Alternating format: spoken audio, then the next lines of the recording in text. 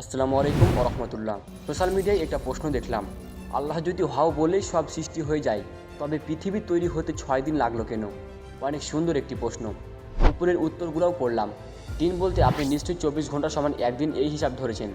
আমিও তাই বলবো, কিন্তু আপনি যদি কুরআনের ওই আয়াতের দিকে তাকান তাহলে দেখবেন দিন এর আরবি হিসেব ইয়াম ব্যবহার করা হয়েছে, যার বহুবচন আয়াম। এখন আপনি যদি আরবি ডিকশনারিতে খোঁজ করেন তবে দেখতে পাবেন ইয়াম এর দুইটি অর্থ আসে। একটি হলো দিন, অর্থাৎ 24 ঘন্টা সমান একদিন, আর একটি অর্থ হলো পর্যায় বা পেজ।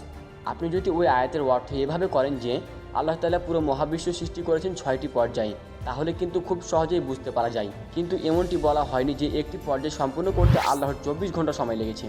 তাই এমনটি যেমন হতে পারে যে আল্লাহ সুবহানাহু ওয়া তাআলা একটি পর্যায় তৈরি করার জন্য শুধু হও বলেছেন, তেমনই এমনটিও হতে পারে যে আল্লাহ সুবহানাহু ওয়া তাআলা দীর্ঘ সময় ধরে সব সৃষ্টি করেছেন।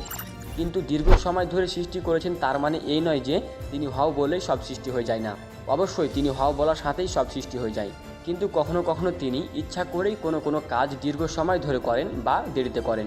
যেমন আল্লাহ সুবহানাহু ওয়া তাআলা চাইলেই হযরত আদম আলাইহিস সালামকে পবিত্র কুরআন দিতে পারতেন, কিন্তু তা তিনি করেননি। ঠিক তেমনি তিনি 6টি পর্যায়ে এই মহাবিশ্ব সৃষ্টি করেছেন। তার মানে এই নয় যে তিনি একেবারেই সৃষ্টি করতে পারেন না, অবশ্যই পারেন। তিনি কোনো বিশেষ উদ্দেশ্যেই তিনি তা করেননি। আশা করি বুঝাতে পেরেছি।